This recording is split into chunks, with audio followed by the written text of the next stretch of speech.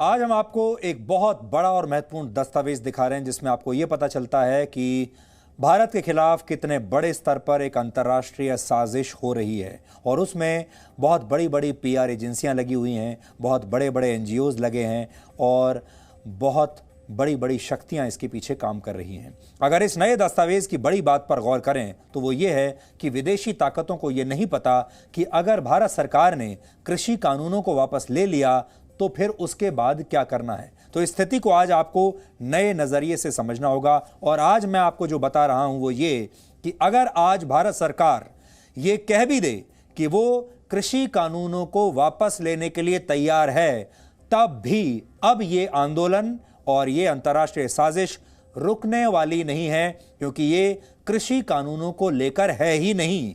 ये साजिश कृषि कानूनों का सिर्फ इस्तेमाल कर रही है, लेकिन कृषि कानूनों को वापस दिलवाना करवाना वो इसकी अंतिम मंजिल नहीं है। इसलिए एक बात आप जान लीजिए, आज अगर भारत सरकार कह भी दे कि कृषि कानून वापस ले रहे हैं, तब भी अब ये आंदोलन रुकेगा नहीं, क्योंकि ये आंदोलन की जो सड़क है, इस आंदोलन का जो हाईवे है, ये असल में कहीं और जाता है। इसका उद्देश्य असल में कुछ और है। क्या है, अब मैं आपको पढ़कर बताता हूं। सोचिए, अगर सरकार किसानों के दबाव में आकर कृषि कानूनों को वापस लेने की घोषणा कर दे तो फिर क्या होगा। कल्पना कीजिए, तब शायद आंदोलन कर रहे किसान असमंजस में पड़ जाएंगे कि सरकार इतनी आसानी से मान कैसे गई, और शायद वो ये कहेंगे कि ऐसे कैसे समाप्त हो सकता है ये आंदोलन। तो इसकी संभावना है कि तब वो ये मांग भी सरकार के सामने रख दें कि पहले उग्रवादी वामपंथी नेताओं को जो इस समय जेल में हैं उन्हें छोड़ा जाए, क्योंकि इस आंदोलन में वामपंथी भी शामिल हैं। वो अपने सारे लोगों को छुड़वाएंगे, वो सारे अर्बन नक्सल्स को छुड़वाएंगे। इसलिए अगली मांग तुरंत ये आ जाएगी, जैसे ही उन्हें लगेगा कि सरकार झुक रही है, कि अब सारे अर्बन नक्सल्स को जेल से छोड़ा जाए, नहीं तो हम उठेंगे नहीं यहां से। सोचिए, अगर सरकार ने यह मांग भी मान ली और कह दिया कि अर्बन नक्सल्स को और सारे कम्युनिस्ट उग्रवादियों को जेल से छोड़ देंगे, तब क्या आंदोलन समाप्त हो जाएगा? जवाब है, तब भी नहीं होगा। तब आंदोलनकारी शायद सरकार के सामने यह मांग रखेंगे कि उसे नागरिकता संशोधन कानून भी अब रद्द करना होगा। यानी अब सीएए रद्द कीजिए, और सीएए के दौरान जो दिल्ली दंगे हुए थे और जिन लोगों पर मुकदमे चल रहे हैं, एक खास वर्ग के लोगों पर, अब वो सारे मुकदमे वापस लीजिए, सारी एफआईआर खत्म कीजिए और उन्हें जेल से रिहा कीजिए। अगली डिमांड तुरंत आ जाएगी। और सोचिए कि सरकार ने यह मांग भी मान ली और उन सब लोगों को रिहा कर दिया जो शाहीन बाग के दौरान दंगा फैला रहे थे, जिन्होंने उस दौरान दिल्ली में दंगे किए थे।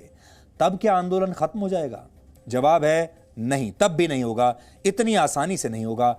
और तब शायद सरकार से यह मांग की जाएगी कि अब जम्मू कश्मीर से धारा 370 जो आपने हटा दी थी, उसे दोबारा बहाल कीजिए, अपने उस फैसले को वापस लीजिए जिसमें अनुच्छेद 370 को हटा दिया गया था।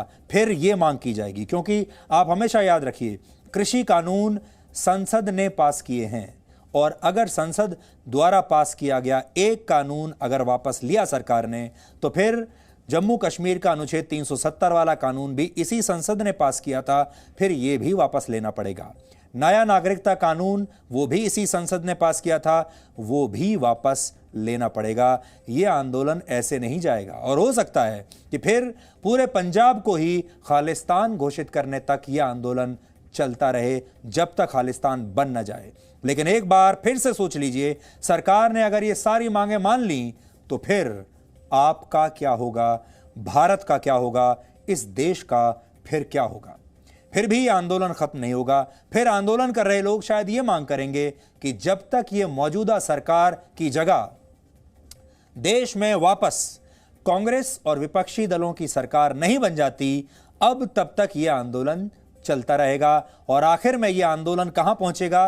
वो होगा जब तक मोदी का इस्तीफा नहीं हो जाता, तब तक यह आंदोलन ऐसे ही चलता रहेगा। तो जो फाइनल डेस्टिनेशन है इस आंदोलन की, वो है मोदी का सत्ता से हटना, मोदी का सत्ता से जाना और इनके मनपसंद लोगों का सत्ता में वापस आना, ताकि जैसा ये चाहते हैं वैसा हो सके।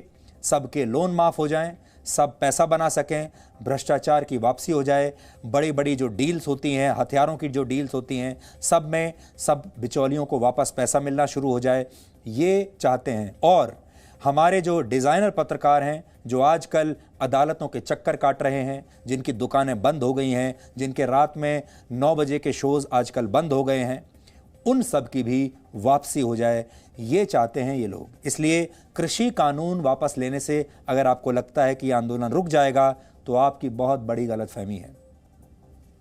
कल जब मैं ग्रेटा थनबर्ग की असलियत आप लोगों को बता रहा था और जब घर लौटा, तो मैंने एक किताब के कुछ अंश पढ़े और फिर सोचा कि इस किताब में जो लिखा है वो आपके साथ शेयर करूं। 1996 में एक किताब आई थी जिसका नाम है the clash of civilizations and the remaking of world order. ये किताब है जो आज मैं लेकर आया हूं आपके लिए। इसके लेखक अमेरिका की हार्वर्ड यूनिवर्सिटी में प्रोफेसर सैमुअल पी हंटिंगटन हैं, जो अब इस दुनिया में नहीं है। तो हंटिंगटन साहब क्या लिखते हैं वो मैं आपको बताना चाहता हूं। यह किताब उन्होंने वर्ष 1996 में लिखी थी और जो उन्होंने लिखा था वो आज की परिस्थिति में बिल्कुल सही बैठता है। इस किताब के कुछ हिस्से आज पढ़कर आपको सुनाना चाहता हूं। इस किताब के पेज नंबर 192 पर क्या लिखा है आपको पहले मैं वो बताना चाहता हूं, और आगे चलकर भी क्या है वो आप देखिएगा।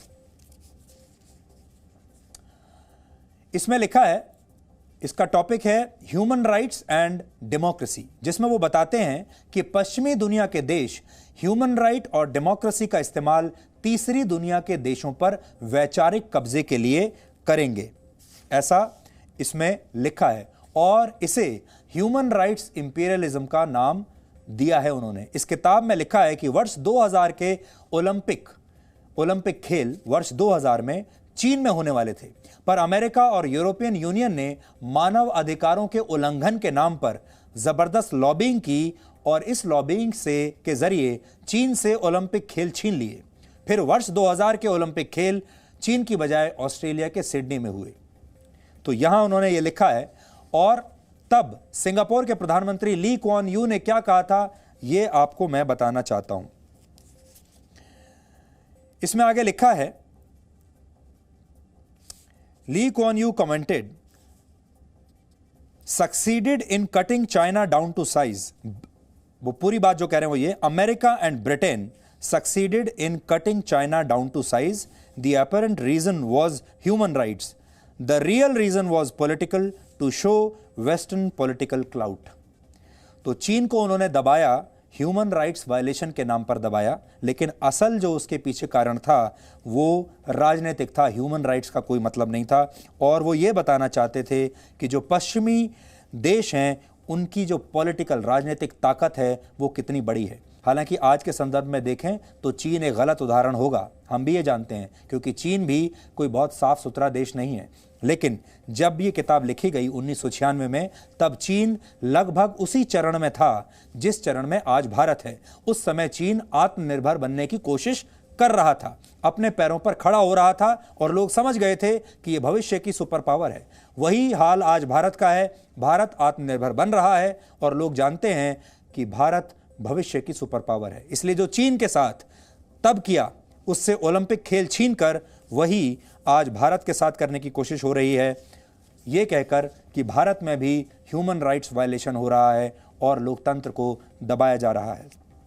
अब देखिए आगे क्या लिखा है। आगे इसी किताब में लिखा है, एक सच्चाई लिखी है जो आपको मैं बताना चाहता हूं, जिसके बाद आप लोकतंत्र और मानव अधिकार के नाम पर पश्चिमी दुनिया और वहां से चलने वाले बड़े बड़े संगठनों के असली मकसद को आसानी से समझ जाएंगे। देखिए अब क्या लिखा है इसमें। Western governments also were reassured when the fundamentalist welfare party in Turkey, तो एक उदाहरण दिया है fundamentalist welfare party in Turkey, उसको ये कहते हैं फंडामेंटलिस्ट पार्टी है वेलफेयर पार्टी टर्की की। और दूसरा नाम दिया है, फिर से मैं आपको पढ़कर बता रहा हूं, western governments also were reassured when the fundamentalist welfare party in Turkey and the nationalist BJP in India were excluded from power after scoring electoral victories in 95 and 1996.